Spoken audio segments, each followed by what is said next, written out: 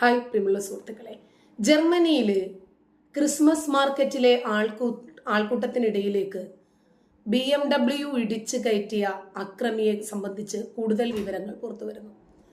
നമുക്കറിയാം, ഈ കൊച്ചു കേരളക്കരയിൽ ഒരു ഗിഫ്റ്റുമസ് തുടങ്ങിയ വിവരം നിങ്ങൾ അറിഞ്ഞിരുന്നോ? അതെ, ക്രിസ്മസ് ആയാലും ഓണമായാലും വിഷു ആയാലും ദീപാവലി ആയാലും ഇനി ബർത്ത്ഡേ ഫംഗ്ഷൻ ആയിരുന്നാലും കച്ചവടം ഞമ്മക്ക് മാത്രം. ഞമ്മടെ കച്ചവടം മാത്രമേ നടക്കാൻ പാടുള്ളൂ. ഗുരുവായൂര് ആ അമ്പലത്തിന് ചുറ്റുവട്ടത്തുള്ള ഏതാണ്ട് 90% കച്ചവടക്കാരും മുസ്ലിങ്ങളാണ്. ഇവരെന്തിനായിരിക്കും ആ അമ്പലത്തിലേക്ക് ആവശ്യമായ പൂജാ സാധനങ്ങൾ വിൽക്കുന്നത്? ഹറാമല്ലേ? അല്ലേ? ബിസ്മിയിലെ ഗിഫ്റ്റുമസ് ഹലാൽ കച്ചവടം നിങ്ങൾക്ക് എങ്ങനെയാണ് ഹലാലാകുന്നത്? അവിടെ വരുന്നതാരാ?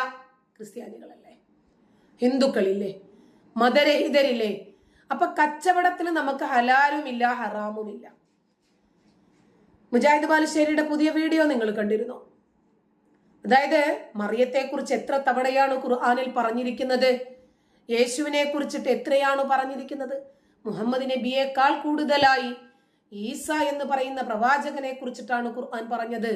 അതുകൊണ്ട് മുറിയനെറുക്കുന്ന ഇറച്ചിയെ നിങ്ങൾ ക്രിസ്മസിന് വാങ്ങാൻ പാടുള്ളൂ. ആ കച്ചവടം നമുക്ക് കിട്ടണം.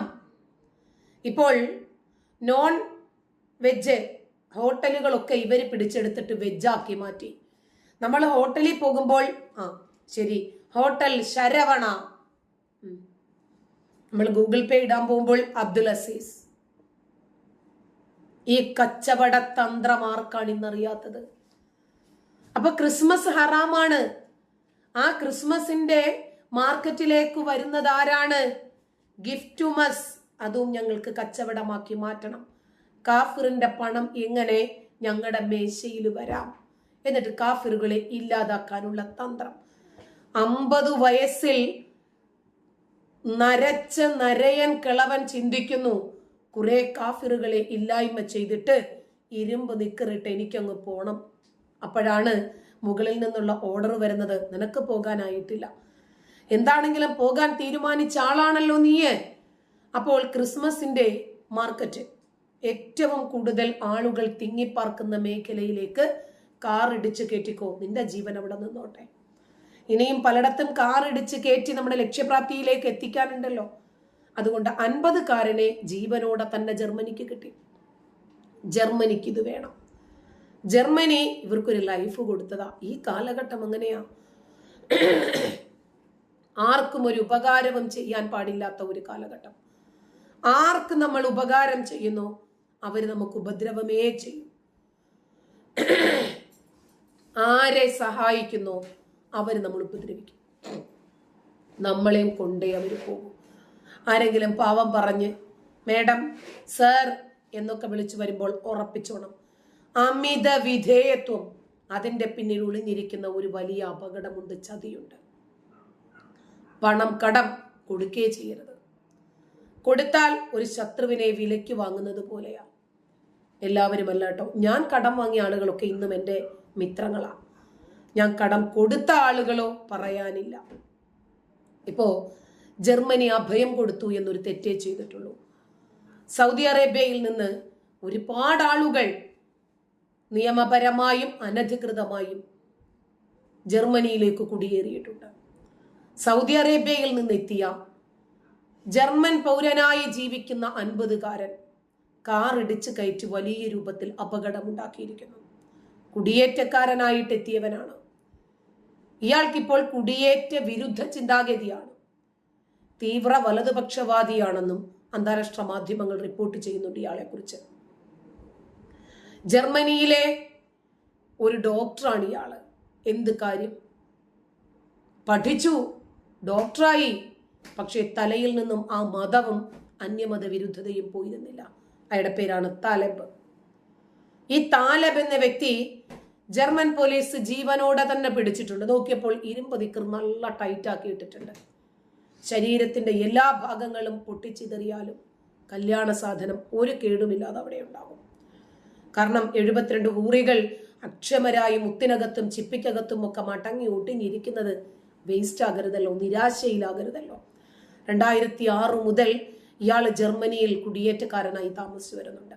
സൗദി അറേബ്യയിൽ ജനിച്ച ഇയാള് അമിതമായിട്ടുള്ള ഇസ്ലാം മതം തലയ്ക്ക് പിടിച്ചിട്ട് അമുസ്ലിങ്ങളെ ഇല്ലായ്മ ചെയ്യുക, കാഫിറുകളെ ഇല്ലായ്മ ചെയ്യുക എന്ന ലക്ഷ്യത്തോടു കൂടിയാണ് ഇറങ്ങിത്തിരിച്ചത് എന്നാണ് പോലീസുകാർ പുറത്തുവിടുന്ന വിവരം.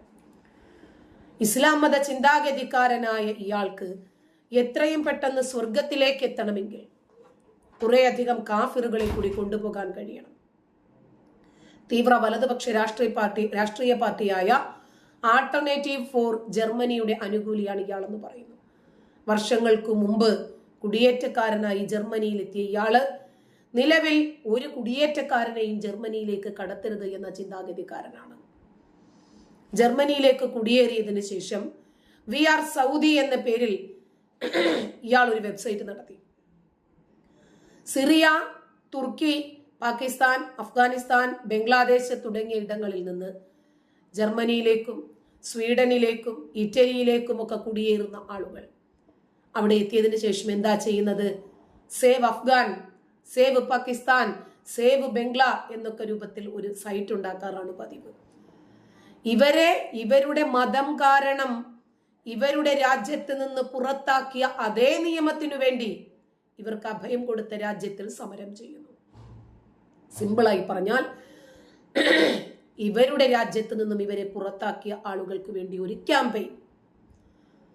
മനസ്സിലായില്ലേ? അങ്ങനെ വി ആർ സൗദി എന്ന പേരിലാണ് ഇയാൾ വെബ്സൈറ്റ്. അതിലൂടെയാണ് ഇയാള് ഇസ്ലാം മതത്തെക്കുറിച്ച് പ്രചരിപ്പിച്ചു കൊണ്ടിരുന്നത്. ഏറ്റവും കൂടുതൽ ഇരുമ്പ് നിക്കറിടാൻ പര്യാപ്തമായിട്ടുള്ള ആളുകളെ ഇയാൾ അവിടെ നിന്നാണ് സ്വരൂപിച്ചിരുന്നത്, കൂട്ടിയിണക്കിയിരുന്നത് എന്നാണ് പറയുന്നത്. ഗൾഫ് രാജ്യങ്ങളിൽ നിന്ന് എങ്ങനെയെങ്കിലും കൂടുതൽ ആളുകളെ ഒരുമിപ്പിക്കണം ഈ ഒരു ബാനറിൽ.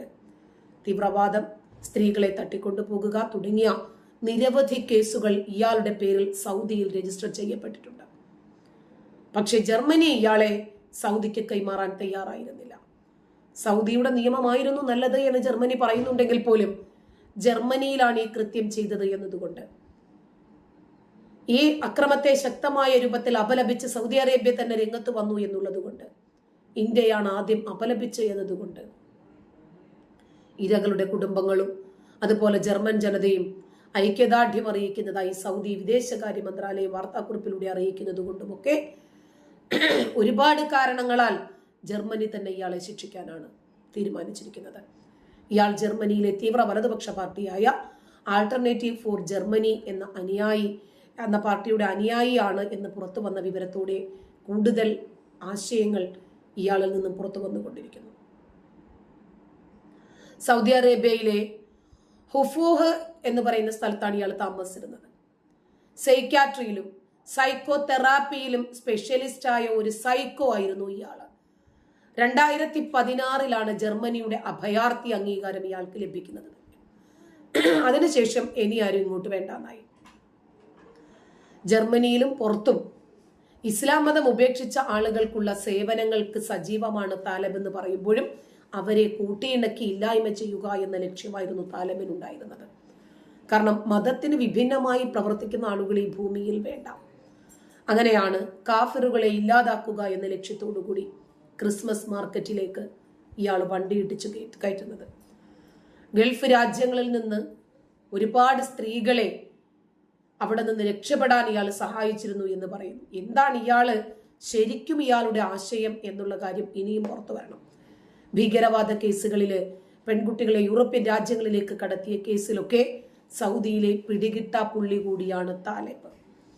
ഇയാളെ സൗദിക്ക് വിട്ടു നൽകില്ല എന്ന് ജർമ്മനി അറിയിച്ചിട്ടുണ്ട്. ജർമ്മനിയിലെ കുടിയേറ്റ വിരുദ്ധതയ്ക്ക് പേരുകേട്ട AFD പാർട്ടിയുടെ ആശയ പ്രചാരണത്തിലും സജീവമാണ് താലിബ്. ഇസ്രായേൽ ആക്രമിക്കപ്പെട്ട സമയത്ത് സോഷ്യൽ മീഡിയയിൽ അതിനെ എതിർത്ത് പോസ്റ്റ് ഇട്ട് ഒരു സൈക്കോപാത്ത്, കാരണം അങ്ങനെ ആളുകളെ കൂടുതൽ തന്റെ അടുത്തേക്ക് എത്തിക്കുക എന്നതായിരുന്നു ലക്ഷ്യം. ഒക്ടോബർ 7 ആക്രമണത്തിൽ നടുക്കം രേഖപ്പെടുത്തുന്ന രൂപത്തിൽ ഒരു പോസ്റ്റ് ഇട്ടെങ്കിലും ഉള്ളിൽ ഇയാൾ ഹമാസ് അനുഭാവിയായിരുന്നു. കൂടുതൽ വിവരങ്ങൾ പുറത്തു വരുമ്പോൾ ഇതുപോലെയുള്ള ഒരുപാട് സൈക്കോകൾ ഇപ്പോഴുമുണ്ട്. ക്രിസ്മസ് മാർക്കറ്റിനിടയിലേക്ക് BMW ഓടിച്ചു കയറ്റിയതിന് പിന്നിൽ ഇയാൾ മാത്രമാണോ? മറ്റാരെങ്കിലും ഇയാൾക്ക് സഹായികളായിട്ടുണ്ടായിട്ടുണ്ടോ?